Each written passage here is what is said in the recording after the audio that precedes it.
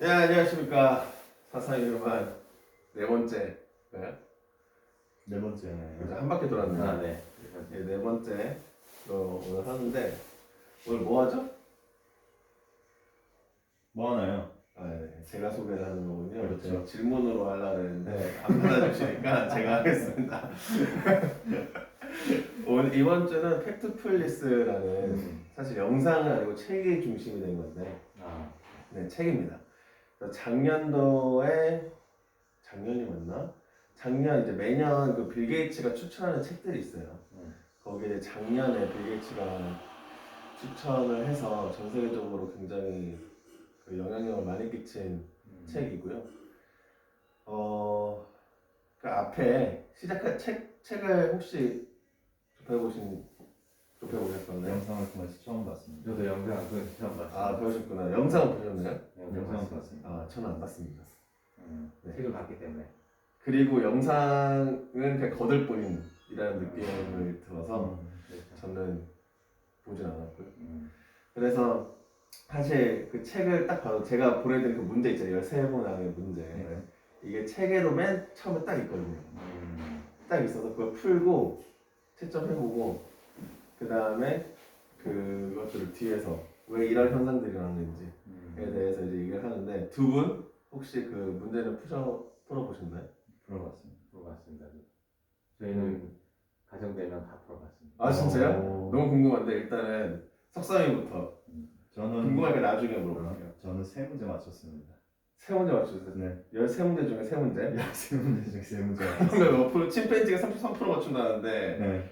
그럼 몇 프로죠? 우리 물리학 그 전공하신 수학 전공이 아니기 때문에. 아, 네, 알겠습니다. 얼추 네 문제가 30% 정도니까 얼추 그렇죠. 한 25% 정도. 25% 정도. 네. 침팬지보다 조금 덜 한 결과가 나왔네요. 아쉽게도. 네. 아직 침팬지만큼의 지능을 가지지 못했나 봐요. 아닙니다. 거기 책 읽어보면 아시겠지만 평균이 2개고 하나도 못 맞춘 사람들이 이제 15% 정도가 된다. 이런 게 있기 때문에 네. 너무 그렇게 침팬지와 비교하실 필요는 없을 것 같아요. 네, 그런 거 같아요. 저도. 그러니까 저희 네 식구 다 했는데, 네. 제가 2개, 하땡이님 2개. 아내가 1개, 네. 한율이가 큰애가 네. 3개, 오, 작은 애가 궁금합니다. 작은 애가 5개. 그래서 우리가 그걸 풀면서 네. 야, 이건 학문적으로 공부를 더 많이 한 사람일수록 더 적게 맞추는구나. 아 그렇네요. 그러니까 결론을 작은 애가 제일 나이가 어리고 아직 공부를 많이 안 했기 때문에 이 편견 없이 보는, 그래서 더 많이 맞추지 않았나. 그래서 그게 제 첫 질문이긴 한데 이거 풀고 나서의 소감이 어떤지 지금 그 쭉 이어서 좀 구체적으로 말씀해 주시면 좋을 것 같아요. 그래서 문제를 저는 보는 순간 이런 생각을 했어요. 이것은 굉장히 어려운 환경에 신경을 많이 써야 된다라는 것을 우리의 경각심을 알려주기 위한 문제다. 저는 이제 책 내용이랑 이런 걸 전혀 보지 않고 그쵸. 문제부터 풀으려고 해서 문제부터 봤더니 이 경각심을 알려주기 위한 내용이다 라고 하다 보니까 그 순간 더 그 최악의 상황, 열악한 것으로. 열악한 상황으로 계속 이 체크를 하게 되는 거예요. 그러니까 다 틀렸어. 근데 이제 뭐 날씨가 점점 따뜻해진다 이런 거 있잖아요. 네 맞아 문제. 그거 하나 맞추고 하나는 제가 또 기억이 잘 안 나는데 어쨌든 문제를 접하는 순간 이건 우리를 위해서 이 경각심이 일으켜주는 문제다라는 인식이 들어오는 순간 더 나쁘게 체크를 하는 거야. 극단으로. 분석까지 해오셨네요. 그래서 이게 우리가 가지고 있는 이 생각이 많을수록 더 맞추기가 힘들구나 라는 생각을 하게 됐어요. 혹시 다른 이제 아내분이나 큰 아이, 작은 아이한테도 한번 이런 질문을 해보셨나요? 해봤죠. 뭐라고들 했나요? 좀 다 비슷해요 저랑. 아내는 이제 하나 맞췄다고 했잖아요. 네. 아내는 그 기후, 온도 그거 하나 그거 하나만큼 다 틀렸는데. 그게 정답률이 전 세계적으로 85%라는 거예요. 그게 유일하게 엄청나게 높고 어. 나머지 것들은 음. 낮다고 책에 나와 있거든요. 그 안에도 비슷해요. 이거를 저기 경각심을 일으켜주기 위해서 문제를 우리를 한다고 생각을 해서 더 치우쳐진 답을 했다는 거예요. 은율이한테 이제 둘째한테 물어봤어요. 둘째는 제일 많이 맞췄잖아요. 그래서 이제 둘째 푸는 거를 제가 옆에서 지켜봤어요. 네. 일단 생각을 안 하고 문제 읽고 바로 답하고 문제 읽고 바로 답해. 왜냐면 사전 지식이 없으니까 왠지 이거 같은 거를 그렇지. 한 거죠. 그래서 저기 둘째가 제일 많이 맞췄다. 고정관념 또는 이 편견, 생각, 자기가 가지고 있는 그런 생각들을 배제한 답을 할수록 더 많이 현실을 바라볼 수 있잖아요. 그리고 혹시 작은 아이한테 아빠는 2개 맞췄다, 엄마는 1개 맞췄다 이거를 오픈했나요? 다 얘기했어요. 뭐라고 반응이 되게 궁금한데. 자기가 많이 맞췄기 때문에 네. 어리니까 신나죠. 그리고 이제 큰 애는 네. 자기가 진 거에 대해서 이제 굉장히 저기 뭐랄까 경쟁심이 좀 있어가지고 제가 진 거에 대해서 은율이 둘째를 칭찬은 이렇게 해주면서도 자기는 왜 3개밖에 못 맞추나 이런 좀 그게 있어요. 아 너무 귀엽겠네요. 재밌었어요. 석승님은 어떤 생각을 하셨는지 딱 3개 맞추셨을 때. 3개 맞추고 나서 아직도 나는 세상에 대한 관심이 별로 없구나 라는 생각이 좀 들었어요. 네. 아직 거기까지 관심 깊게 볼만한 형편이 안 됐다고 생각이 들어가지고 내 학교이나 잘해야지 나도 먹고 살기 힘든데 라는 생각이 들더라고요. 갑자기 그걸 딱 풀고 나니까. 그래서 자기 합리화를 시키는 건 아닌지 싶기도 하고 이런 거에 관심을 내가 꼭 가져야 되는지에 대한 고민도 좀 했던 것 같아요. 끝나고 나서. 네. 그럼 혹시 그 중에 그런 생각을 하셨으면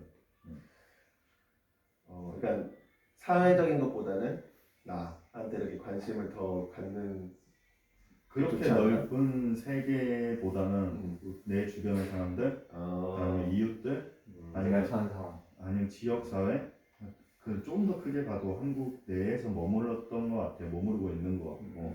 그래서 뭐 세계에 그렇게 힘든 사람들을 도와주는 것도 좋지만 우리 주변에서도 힘든 사람들이 많기 때문에 그분들한테 더 도움을 주는 게 좋지 않을까라는 생각도 들었고 현재도 그렇게 해오고 있고 그래서 제 생각이 거기에 머물러 있는 것 같아요. 아직 이걸 보고 나서.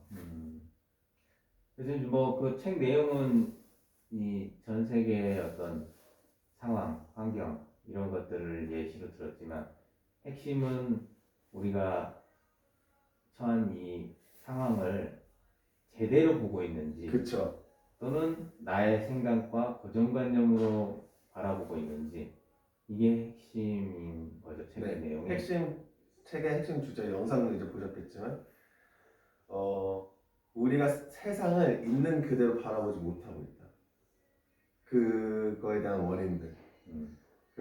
저자가 나눈다 생각하고 여러 가지 원인들을 얘기를 하는 책인데 일단은 이 세상을 제대로 직시를 하고 제대로 있는 사실 그대로를 알고 그대로 바라보고 있어야 어떤 우리가 다음 스텝을 어떻게 밟아 나가는지도 정확하게 알 수 있고 이렇다라는 그런 기본적인 생각이 밑에 깔려 있는 거라고 저는 봤거든요.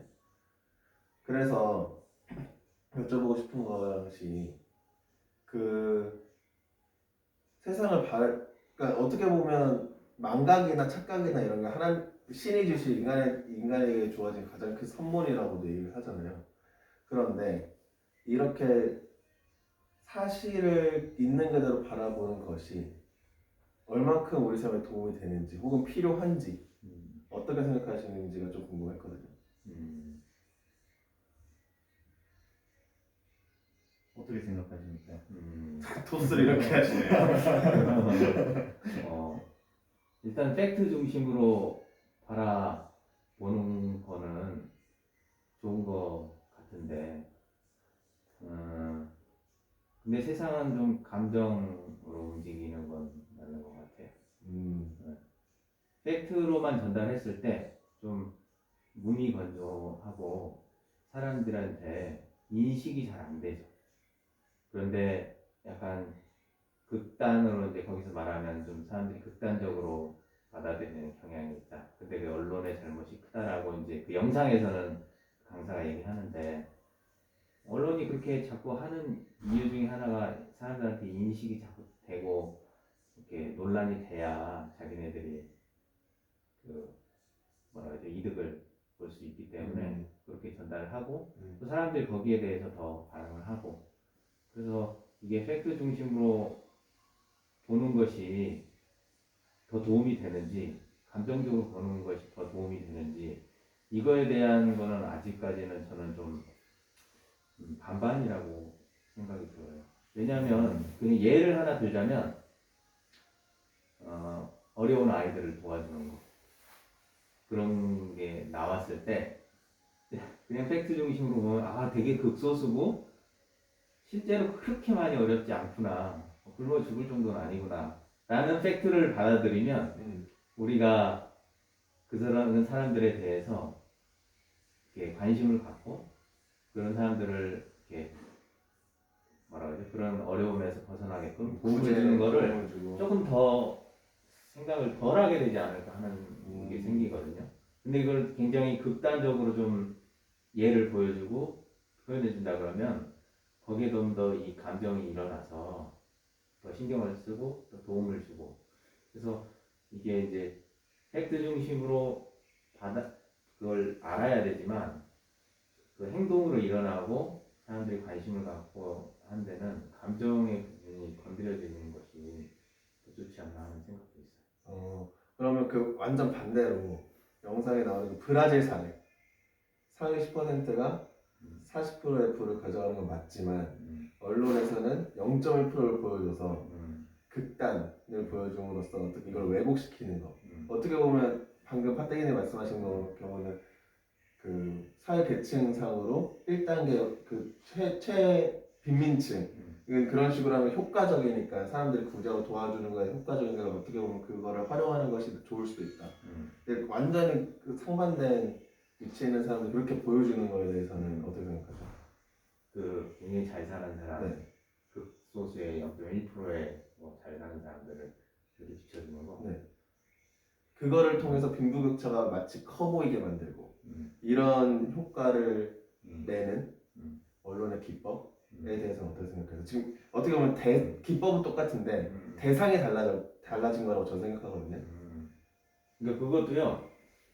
야 실제로는 그렇지 않다. 그 중간에 그 영상을 보면 이제 그 정규 분포대로 중산층이 많이 몰려 있잖아요. 그것만 팩트로 봐서 본다 그러면 사람들이 빈부격차에 대한 관심은 별로 안 갖겠죠. 해결하려고 하지 않고 문제라고 생각하지도 않을 거고. 근데 이제 뭐 그런 것들을 보여줌으로써 한 번 더 생각해보고 또 누가 한쪽으로 쏠리거나 한쪽으로 뭐 가는 거에 대한 문제를 한 번 더 생각해볼 수 있는 그 이슈를 준다는 거에 대해서 괜찮았다고 생각해요. 그거 역시 긍정적인 효과들이 있으니까 활용하는 것도 특정한 상황에서는 괜찮을 수 있다. 아주 나쁜 건 아니다. 그러나 폐해도 만만치 않다. 역으로 잘못 이용하면 나쁜 방향으로 이용하면 잘못될 수도 있다. 그러니까 이제 부정적으로 생각하면 그런 부자들에 대한 어떤 반발심, 그 굉장히 극소수의 사람들을 보여주면서 다 그렇게 많은 사람, 그런 사람들이 저렇게 막 하면서 이 수많은 사람들이 가난하게 굶어 죽고 있어요. 이런 분노, 화 이런 쪽으로 이렇게 받아들인다 그러면 이제 좀 안 좋은 그렇죠. 사회적으로 양극화가 이루어질 수도 있고 문제가 될 수 있는 분열 조장 뭐 이렇게 갈 수도 있기 때문에 그건 좀 나쁜 방향도 있다고 생각해요. 그래서 반반인 것 같아요 저는. 적재적소에 딱 활용을 어떻게 하는지가 중요할 수 있겠네요. 그러면 박사님 토스 하셨는데 이게 언론적인 입장과 개인적인 입장하고 조금 나뉘는 것 같은데 언론은 기본적으로 언론의 속성 장점이라고 보면 얘네들은 그런 자극적인 기사를 낼 수밖에 없다는 거를 사람들이 인지를 하고 그리고 통계의 함정이라는 게 있잖아요. 그래서 0.1%에서 0.2%가 증가했는데 100%가 증가했다라고 볼 수 있는 거잖아요. 그렇죠. 그 영상에서도 나오듯이 그런 통계의 함정을 자세히 보면 그런 거를 볼 줄 알고 그를 구분할 수 있는 판단 기준의 개인마다 있다면 언론을 좀 더 걸러서 들을 수 있고 그 언론이라는 건 어차피 세상에서 일어나는 좀 특수한 경우 이슈가 되는 경우 사람들이 봤을 때 놀랄 만한 거 이런 것들을 낼 수밖에 없잖아요. 일상생활에서 우리가 미담 뭐 이런 것들 자주 일어나는 것들 좋은 것들 얼마나 세상에 많이 자주 일어나요. 그런 것들이 언론에서 안 나올 수밖에 없는 게 우리가 그냥 옆에 보면 보이거든요. 그런 것 그리고 특이한 미담은 언론에 나오긴 하죠. 그렇죠? 사람들이 그런 뉴스들을 잘 안 찾아보기 때문에 안 보는 건데 사실 그런 미담도 굉장히 많이 나오고 있거든요. 그래서 그런 것들을 언론의 특성을 사람들이 잘 알고 그거를 통계의 함정에 대해서 이제 인지하고 있는 상태에서 언론을 본다면 좀 다르게 볼 수 있는 시각이 있고 그래서 언론이 전부 진짜 다 진실만 얘기한다라는 근데 진실이라는 거는 믿음직하다 이게 진짜 사회 전반적으로 일어난다라는 그 함정에 안 빠질 수 있지 않을까라고 생각을 하고 저도 그 얘기 듣다 보니까 거기서 책에서 말하는 것처럼 그 언론이나 이런 이제 강사가 말하는 것처럼 언론이나 이런 것은 이 좀 극단적인 거, 감정적인 거 이런 부분을 건드리기 위해서 그렇게 쓰지만 개인이 그런 인식을 가지고 그것을 봐서 이게 진실이 어떻게 잘못됐는지 왜곡됐는지를 판단할 수 있는 능력을 가져야 된다라고 이제 책에서 말을 하는 거잖아요. 그래서 그런 개인적인 관점을 가지고 바라보는 거 이거 되게 좋은 거라고 생각해요. 그게 저는 팩트풀니스에 나오는 그 방법들이 그런 관점을 가질 수 있는 어떻게 하면 그런 관점을 가질 수 있냐에 대한 내용이 나오는 것 같아요. 맞아요. 그래서 그 요소 이런 이유들 때문에 사실을 사실대로 못 본다라는 인지시키고 그걸 개인이 알아서 더 이상 그런 함정에 빠지지 않게끔 하는 게 책의 목적이라고 저도 생각을 해요. 그래서 이게 자연스럽게 두 번째로 제가 던지고 싶은 두 번째 질문으로 우리 석사님이 자연스럽게 넘어가 주셨는데 이런 상황에서 사실 개인적인 측면과 사회적인 측면으로 좀 구분을 해서 어떻게 이런 뭐 언론이나 사회에서 이렇게 우리가 사실을 사실대로 못 보게끔 뭐 의도적이든 뭐 경제적인 이유로든 뭐 어떤 이유든 뭐 선의로 한 거지만 결과가 안 좋게 나온 거든 의도는 모르겠지만 어쨌든 그렇게 흘러가는 상황 속에서 사회적인 측면과 개인적인 측면을 이걸 어떻게 극복해야 될 것인가에 대한 이야기를 하고 싶었는데 일단 개인적인 측면을 아주 잘 말씀해 주신 것 같아요. 그런 것들을 우리가 스스로 인지를 해서 어떻게 보면 공부를 해야 되는 거죠. 공부하고 스스로 인지를 해서 그거를 걸러들 수 있는 능력을 개개인이 향상시켜야 된다라는 말씀을 해주신 것 같고 혹시 사회적인 측면에서는 어떤 생각을 하고 아이디어나 이런 게 떠오르시는 것이 있으실까요? 사회적인 측면에서 보기엔 굉장히 힘들 것 같아요. 제 생각에는. 사회적인 측면에서 이러한 문제들을 어떻게 개선해 나갈 것인가에 대한 문제는 진짜 어려운 게 왜냐하면 우리는 자유민주주의잖아요. 그렇기 때문에 언론에 대해서 뭔가 제재가 들어가면 이게 악용될 수 있는 요지가 너무 많기 때문에 사회적으로 사람의 내뱉는 말에 대해서 제재를 한다? 이거는 아닌 것 같고 사람들 개개인이 인식하는 방법밖에 없다고 생각이 들어요. 개개인이 할 수밖에 없다. 그래서 사회적으로 나오는 문제들이 다 자극적인 기사들이 되게 많잖아요. 유튜브도 보면 그렇죠. 자극적인 영상들이 훨씬 더 조회수가 많고 그런 뉴스 기사도 똑같고 자극적인 기사들이 훨씬 더 조회수가 많고 수익도 많이 창출을 하고 그렇게 되는 사회 전반적인 그 사람들의 기본 성향이 자극적인 거를 보게 될 수밖에 없는 그런 기본 성향인데 그런 거를 보더라도 자기 중심을 잡을 수 있는 그래서 걸러서 볼 수 있는 눈을 기르면 되는데 자극적이다 하면 일단 한번 의심해 보면 된다고 생각해요. 그래서 너무 자극적인 기사가 올라왔다. 그럼 이게 진짜 주위에서 다 일어나는 일인가? 하고 의심을 한번 해보면 거기에 대해서 관심이 생기고 그 판단할 수 있게 되겠죠. 아, 생각보다 이거는 진짜 소수의 일이구나. 그래서 전 사회적으로는 좀 어렵지 않나 라는 생각이 들어요. 저는 사실 그 주말에 바이스라는 영화를 봤거든요. 그 미국의 부통령 딕 체니, 조지 W 부시 그 아들 부시 있잖아요. 거기가 대통령할 때 부통령을 했던 사람, 딕 체니라는 사람인데 9.11 테러를 활용해서 이제 막 공포심을 조장하고 이걸 통해서 애국심을 이렇게 막 부어 이렇게 해가지고 뭐 여러 가지 전쟁도 일으키고 당시에 이라크 전쟁이나 아프가니스탄 전쟁도 했잖아요. 이런 것들을 좀 비판하는 영화예요. 딕 체니의 그런 성향, 그런 애국 마케팅 이런 것들을 좀 비판하는 영화인데 그거를 거기에 한 꼭지가 뭐가 나오냐면 박스뉴스 요즘도 그 트럼프랑 이렇게 하면서 좀 유명해졌죠. 흔히 극우 세력이라고 얘기하는 그런 세력을 지지하고 우파를 지지하는 언론으로 그래서 트럼프를 지지하고 하는 박스뉴스. 그러니까 그 당시에 창립이 된 것 같더라고요. 그 얘기를 하면서 정치와 언론이 결탁을 해서 그런 분위기를 미국 전반적으로 만들고 그거를 서로 이익이나 뭐 이런 걸 활용하고 이런 것들에 대해서 비판하는 영화였는데 그거를 보면서 굉장히 사회적으로 제도화를 시킬 필요는 있겠다라는 생각을 했어요. 지금 우리나라 같은 경우도 언론, 지금 오늘 언론이 조금 화두가 되고 있으니까 방통위? 정확한 명칭이 맞는지 모르겠지만 방통위 이런 데에서 주요 매체들은 제재를 하잖아요. 뭔가 네, 파란 색깔 화면 나오면서 광고도 하고 그런 것들이 아까 석사님 말씀하신 것처럼 어느 정도 수준이어야 되는지는 잘 모르겠지만 분명히 그런 제재들이 있어야 된다고 생각을 하고 그걸 의도성을 가지고 하는 사람들은 어떻게 제도적으로 좀 걸러야 될 필요는 있다라고는 생각이 들었어요.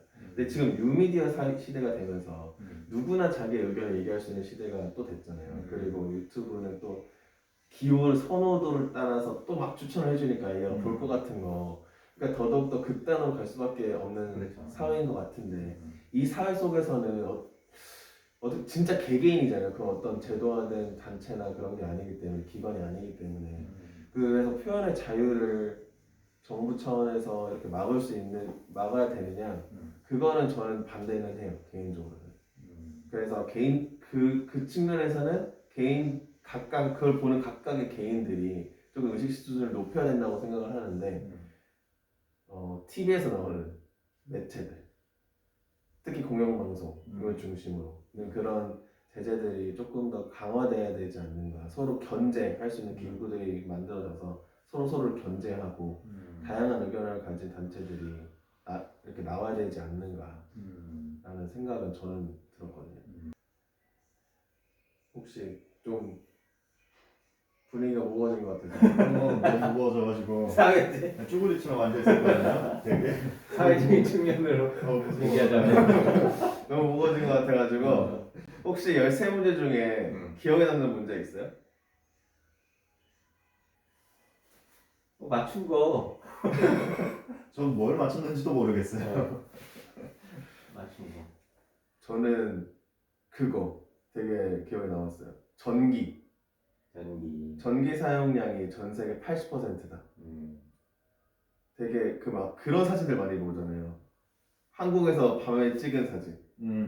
그러면 어디는 엄청 어둡고 어디는 엄청 밝고 북한. 북한 엄청 어둡고 그래서 그걸 보고 80%인데 왜 이렇게 내가 본 사진들은 그런 사진이었는데 이거 왜 80% 전기 사용을 80%가 다 하고 있다고 하니까 그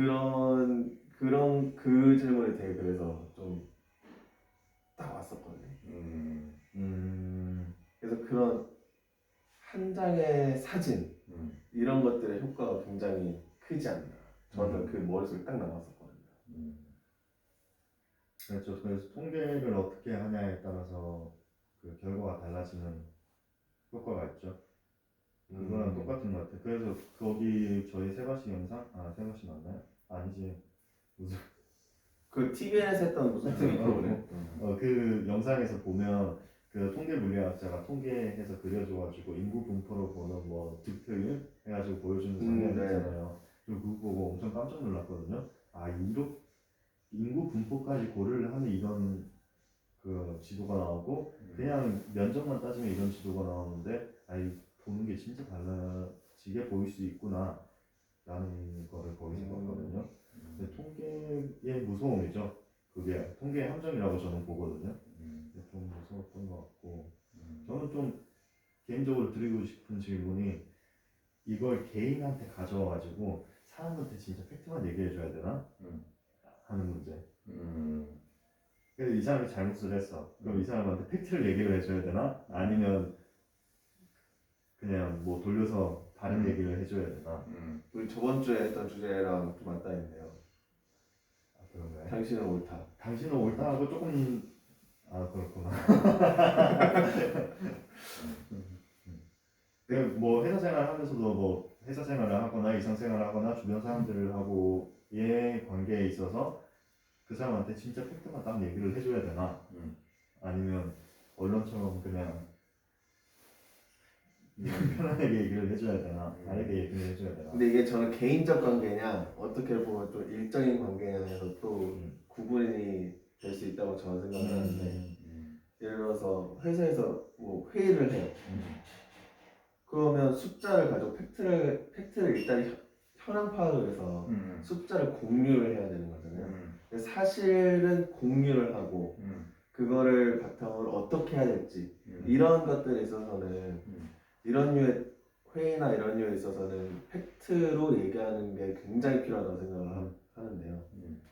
석사님이랑 저랑 개인적인 친구로 이렇게 대화를 나눌 때는 이 사람의 진짜 감정, 의도 이런 것들까지 파악을 해서 파악을 하려고 노력을 하고 그거랑 맞닿은 대화들을 하는 게 굉장히 중요하다고 생각해요. 만약에 그거는 막 사실, 팩트, 숫자 이런 게 좀 그것보다는 사람의 감정 이런 게 조금 더 중요한 영역이라고 저는 생각을 해요.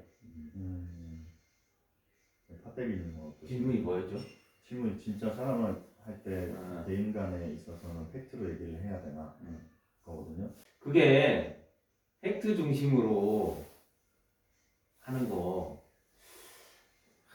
참 쉽지 않은 부분인 것 같고 저는 개인의 의견 이것도 중요하다 생각하거든요.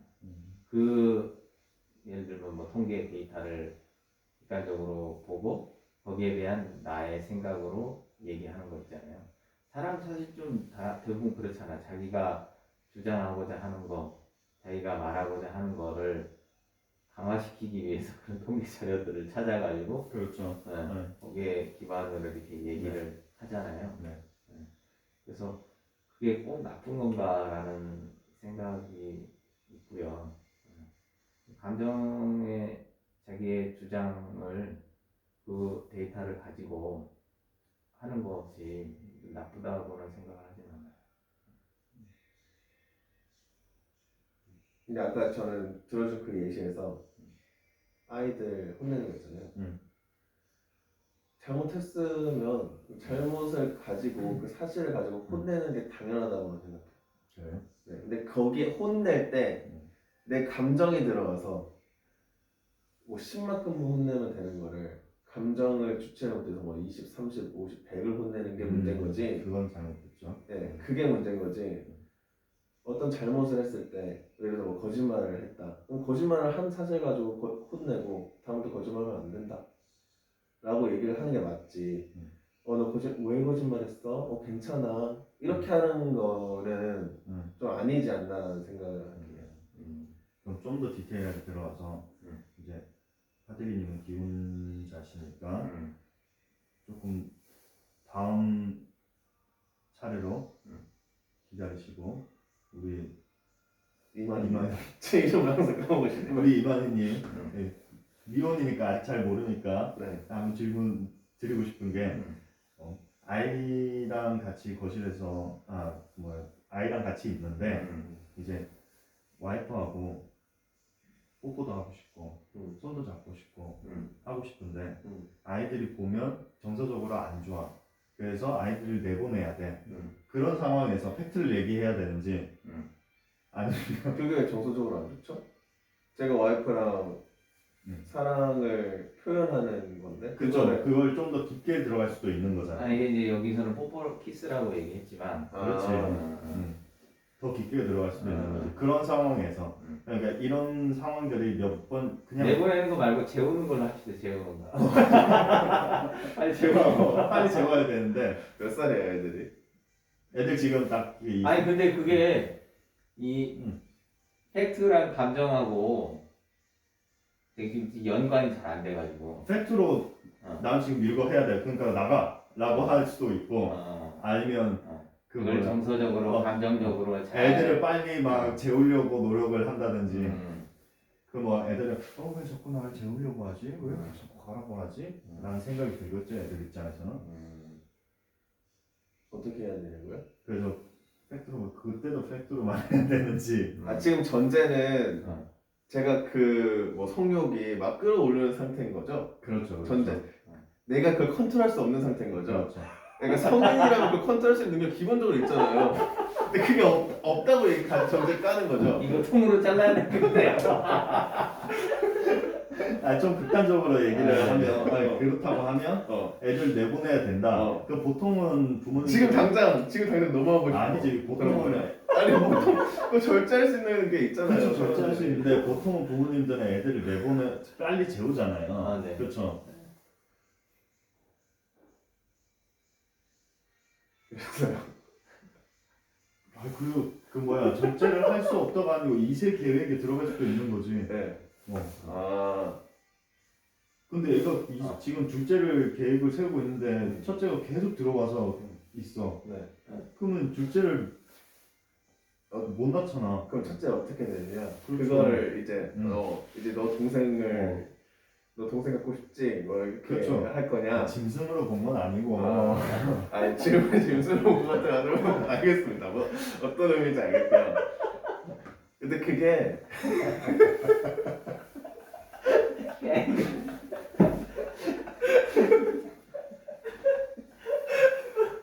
아이고 이거는 좀 일단은 해봐. 남이 왜 관심 받으라도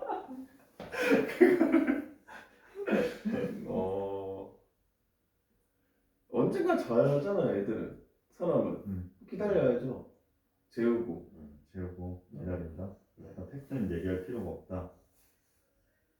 그걸 팩트를 얘기를 한다 안 한다의 범죄 들어오는 예시가 저는 아니라고 생각해요. 아 그래요? 네. 왜?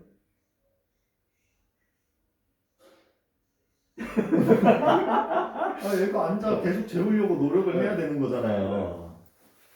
그럼 애 입장에서는 왜 날 계속 보내려고 하지? 왜 계속 나보고 나가라고 하지? 할 수 있는 거잖아요. 근데 그 애한테 뿐만 아니라 주변에서 많이 일어나는 일이잖아요. 아니 이제 애가 저기 아직 어리니까 그런 거에 대해서 이해할 수 없잖아. 이해할 수 없어요. 애들이. 근데 거기에 그렇게 얘기할 수는 없을 것 같아. 사실이 그렇다고 둘째를 만들어야 되니까 너 들어가라. 자야 된다. 이렇게 할 수 없을 것 같아. 할 수 없다. 개인 가치관하고 좀 비슷한 연관이 있겠네요. 이거는.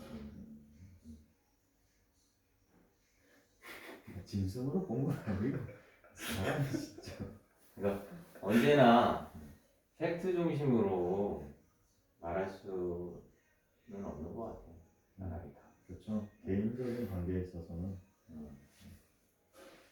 근데 그게 팩트로 말하는 그건가요? 그러니까 내 의도를 그대로 얘기하는 게 팩트를 얘기하는 건 아니잖아요. 내 의도를 그대로 얘기하는 거. 그거는 팩트가 아니죠. 그렇죠. 팩트. 예를 들어서 이것만 팩트라는 건 아니죠. 그렇죠. 그러니까 예를 들어서 아이가 일찍 자야 되는 이유는 여러 가지가 있을 수 있잖아요. 여러 가지가 있고 이 여러 가지 중에 너 뭐 빨리 자야 돼, 안 피곤하다, 빨리 학교 가야지 이런 것 이것도 키도 팩트잖아요. 큰다. 어, 키도 큰다. 이것도 팩트잖아요. 그렇죠. 그 팩트로 얘기할 수 있는 거죠. 팩트냐 아니냐는 그러니까 팩트의 반대는 거짓, false 영어로 하면 그거지. 팩트는 팩트 1, 팩트 2, 팩트 3, 팩트 4, 팩트 4가 있을 수 있고 그럼 1부터 4까지를 다 얘기하는 게 다 얘기할 필요는 없는 거. 할 필요는 없죠. 생각하고. 그렇죠. 내가 거짓말을 안 하고 가짜를 안 만드는 거지. 혹은 팩트를 가지고 진짜 팩트를 얘기를 했는데 아까 그 간극의 효과 이런 거 책에서는 팩트에서도 팩트를 얘기했어 언론이. 근데 결과적으로 왜곡된 인식을 심어줘. 이런 게 잘못됐다고 얘기를 하는 거지. 그러면 이만 씨는 이만 씨는 선의의 거짓말은 생길 수가 없겠네. 선의 거짓말은 저는 개인적으로 필요 없다고 생각해요. 의사들 뭐 그런 거 있죠. 흔히 선의 거짓말 의사들 얘기 많이 하잖아요. 사실 제가 던진 질문 요지는 선의의 거짓말은 존재할 수 있는 존재해야 되나 할 필요가 없는 건가 이거였거든요. 팩트 중심으로